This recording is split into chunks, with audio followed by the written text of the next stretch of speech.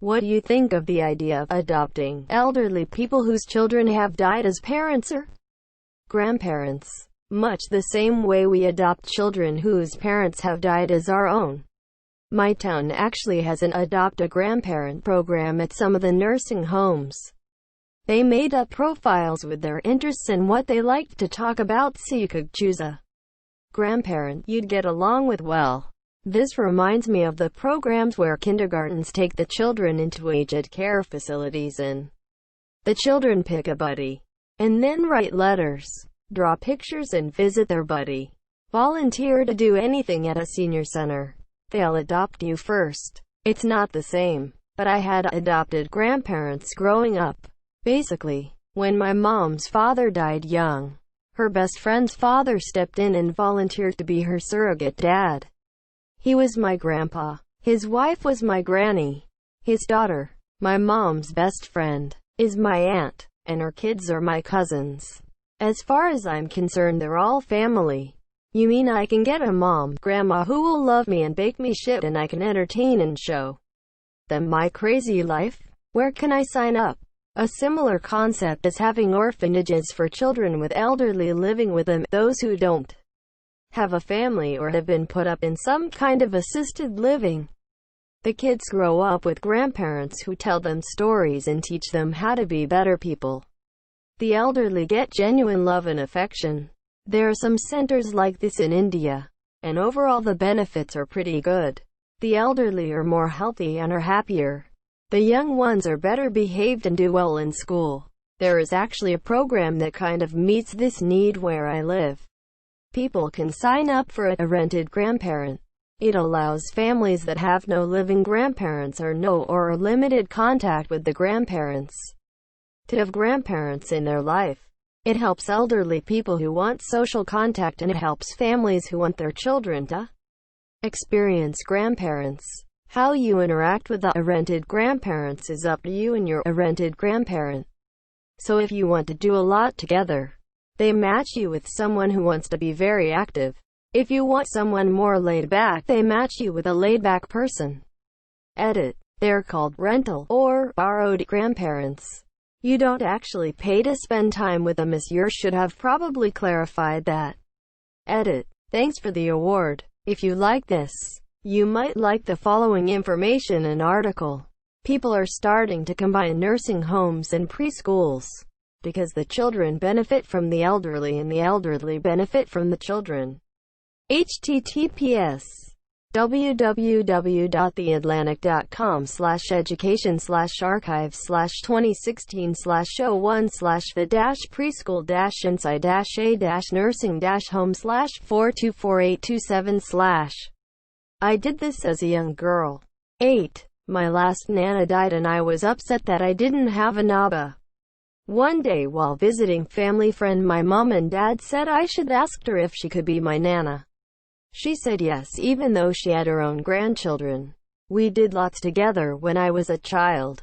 Cooking, art, gardening, etc. I think she even taught me a little piano. Then I became a stupid teenager and went through a stupid emo stage and didn't see her as often.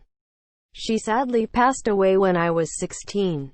At her funeral I found out she often talked about me to her own children and actually viewed me as a grandchild. She was amazing and I am very grateful for her. She was always super nice and kind. I miss her dearly. Teenagers, please make time for your grandparents. I think it's lovely. Majority of my parents' friends are child-free and I've done something similar. I visit a lot of them and send them packages. It's always nice to have more great people in your life. Nothing wrong with helping or contributing to their well-being, but I doubt anyone would take on the legal responsibilities, such as medical costs, housing costs, etc. My Japanese grandfather was adopted by a childless elderly couple at the age of 27. This was a way to continue their family line and pass down the family business. I visited his mother, but not his birth age 27 mother. As a child, he took care of his parents in their old age, and the business is now 120 years old. Apparently this was a fairly common practice. My mom did not understand why I thought this was unusual at all. I should also mention that he changed his name and lived as their son until he died. I know a lot of people who've already done this, us included. It's usually elderly neighbors though. For us, when we moved to our new home, we moved 300 miles away from both of our parents, so our children really felt the loss of their grandparents. At the time, they were only 2 and 9 and talked to anyone. It only took a few days for us to start chatting over the fence, and only a few weeks before our children had a new grandmother. She'd have Sunday lunch with us and we'd pop into each other's houses for a cuppa. She was like a mother to me and hubby. She had children of her own, but they lived abroad, so she only saw them a couple of times a year. When she had to move into a care home, we'd visit her, and it was as upsetting when she died as if she had been my mother. She taught the children a lot, and I've never regretted it. We had elderly neighbors whose son didn't really care for, so my mother did.